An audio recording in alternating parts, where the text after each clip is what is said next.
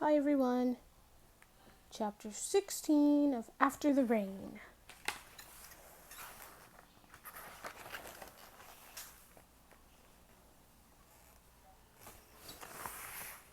"16. Rachel is home alone after school when the phone rings and a strange voice says, "Cooper residence? This is Alice Farnham. I live at 7585 Schuyler Hill and I have your father here, Mr. Shapiro. He fell down in the street outside my house. Can someone come get him?"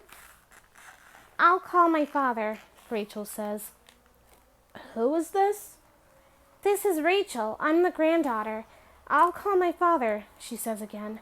She dials Manny's office. The moment the phone is picked up and she hears her father saying, "Hello, this is Manny Cooper," she starts talking. "Dad," she says urgently, "something's happened to Grandpa, and I need your help." "Of MC Services," her father's disembodied voice continues. "I'm with a client at the moment, but if you'll leave your name and number—" "Right away," Rachel finishes lamely and waits for the buzz on the answering machine so she can repeat her message. "Dad," she finishes, "call me right back." As soon as she hangs up, she realizes Manny might or might not be with a client. She remembers from last summer that he always popped on the answering machine when he left the office, whether it was for 5 minutes or 50 or the rest of the day. She considers calling her mother. Shirley would come running. But how? On her 2 tired feet? If she takes a bus from downtown where she works, she won't be here for at least an hour. No, first she'd better call Alice Farnham back and tell her someone's coming, but it might be a while. She picks up the phone and puts it down again. Why didn't she get Alice Farnham's phone number? How dumb. She looks up Farnham in the phone book. No Alice Farnham. No A. Farnham. Maybe it's spelled Farn A.M. or Farn E.M. No. Farn Ham H.A.M.? No. Maybe she heard wrong and it's Farnsworth? Or Farnley? There's an A.J. Farnley, Alice Jane, maybe, who lives on 7th North. But no Farnhams or Farnsworths or Farnhams on Schuyler Hill. She calls her father again. "Hello, this is Manny Cooper of MC Services." She hangs up. "Okay, don't panic. You'll go there yourself." She rummages through her parents' desk in the living room for a city map. Schuyler Hill sounds vaguely familiar, but she's not absolutely sure of the location. She finds old check registers, receipts, tax records, bills, photographs, and finally, almost lost under a stack of National Geographic maps, a city map. She opens it, smooths out the creases. From where Izzy lives, Schuyler Hill doesn't look like more than at least half a mile or so. She can easily get there in 20 minutes, faster on foot than Manny, bucking downtown traffic, could make it in the car. She runs out of the house, runs most of the way. She's so intent on being Rachel the rescuer that she hardly even notices the strange dogs that come barking out at her.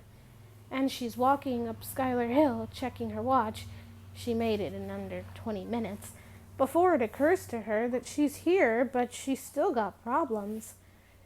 If her grandfather is sick, what's she going to do with him? Number 7585 Schuyler Hill is a small, bright yellow house with a lighted Christmas wreath hanging above the door. A woman with flaming red hair answers Rachel's ring. She is wearing silver slippers, a purple leotard, and a long purple skirt split up one side. Tiny, sparkling silver dots are sprinkled across her cheeks. She is perhaps 40 years old and at least 6 feet tall.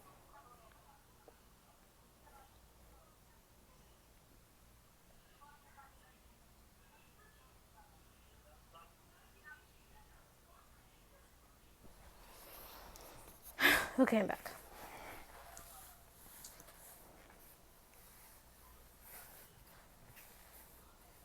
Rachel looks up in awe of this splendid apparition. Miss Farnham, I've come from my grandfather, Mr. Shapiro. Are you Rachel?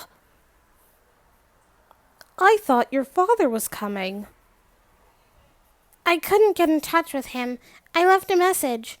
Rachel follows Alice Farnham into her house, directly into a large, almost bare white room lined with mirrors.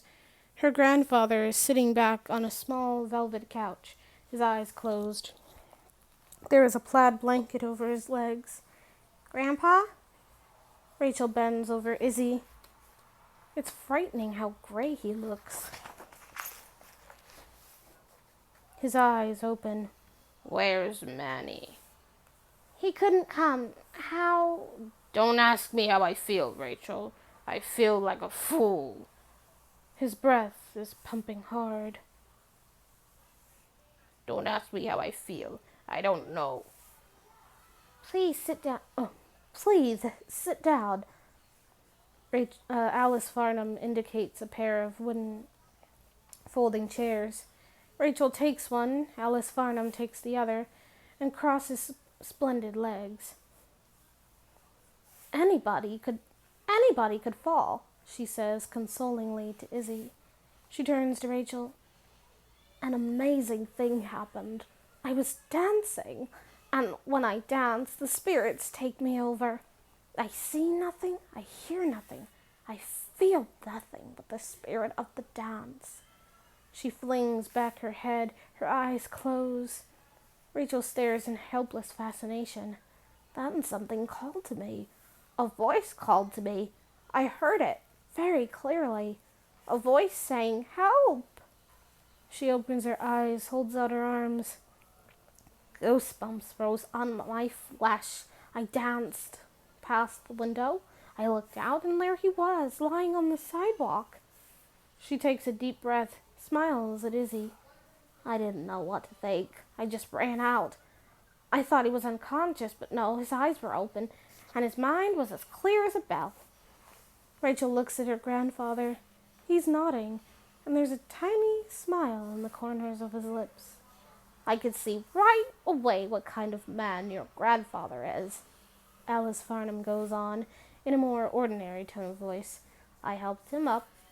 I wanted to call an ambulance. No ambulance. Isn't that what you said, Mr. Shapiro? You weren't even going to come inside my house.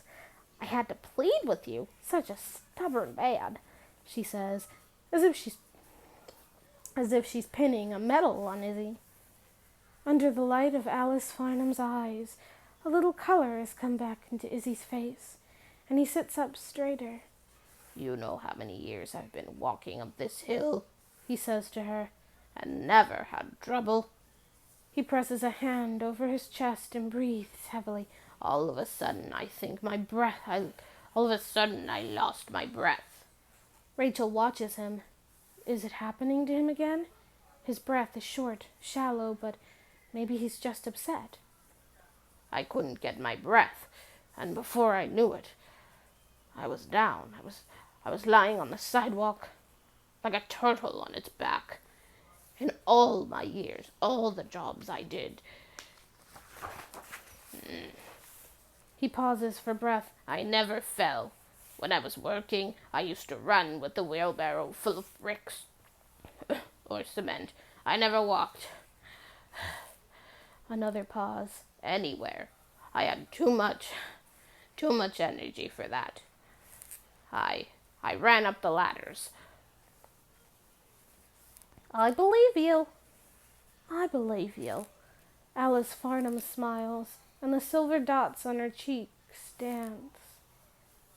Now I don't run wheelbarrows, but I walk. Izzy says breathily. 4 miles a day. He presses a finger to the side of his nose. Not so bad for an old man, is it? Rachel looks at her grandfather in astonishment. Unless she's very mistaken, Izzy is flirting. A dog shambles into the studio, an old mutt. The kind of dog Rachel feels very kindly toward.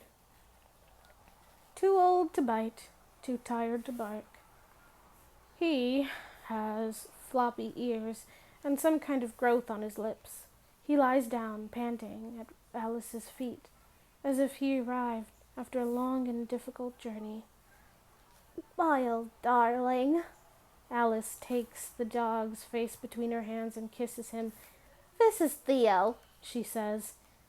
"Hello, Theo," Rachel says. Theo raises his head and looks at her. "He likes you," Alice says. Izzy sinks back against the red couch. I used to have dogs.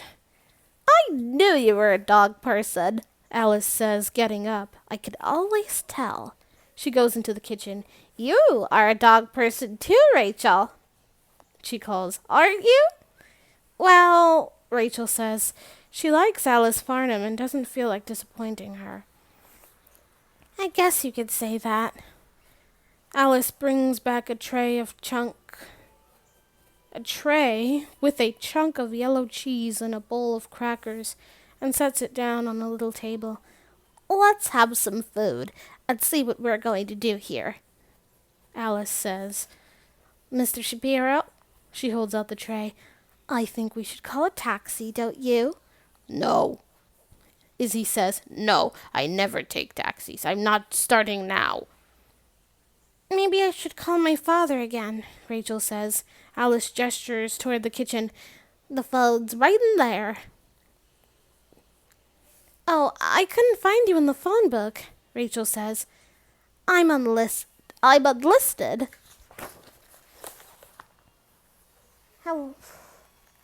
Hello? Rachel hears in one ear. "This is Manny Cooper of MC Services. I'm with a client right now." And in the other ear, she hears Izzy saying, "I told you I'm not taking a taxi home." "Grandpa." Rachel sits opposite him. "It's really a good idea. I can't get Daddy. He's out of the office." "There's no problem." "I wish my car wasn't in the garage," Alice says. "Nothing to talk about." Izzy stands up. "I'll go home the same way I got here." "You're not going to walk," Alice says. "Grandpa." Rachel starts, but Izzy brushes her away, just the way he's brushed away the cracker crumbs of his fingers. Then he turns to Alice. "You're a fine woman. Thank you for all your help." He walks to the door, opens it, and leaves. Alice Farnham looks stunned. Rachel has just enough time to thank Alice and think that if Alice knew Izzy a bit better, she wouldn't be so surprised. Then she runs after him, calling to Alice over her shoulder, "Sorry, I better go." "Thank you." Izzy is already making his way carefully down the walk. "Grandpa, wait for me." She catches up with him and takes his arm. "I'm going with you." He frowns. "Go home," he says in his familiar dismissive way. "Who needs you?" Rachel bites her lip so as not to say, "You do. You were lying in the street an hour ago. You're dying." It scares her how close she comes to saying it. Her face flushes. "I'm going with you, Grandpa. Please don't argue with me." Izzy breathes heavily. "I don't need you." "Okay, I'm not doing it for you," she says. "If I didn't walk home with you, Ma would kill me." "If you want to waste your time." "I do." "I suppose I can't stop you." "No, you can't." For once, she has the last word with him.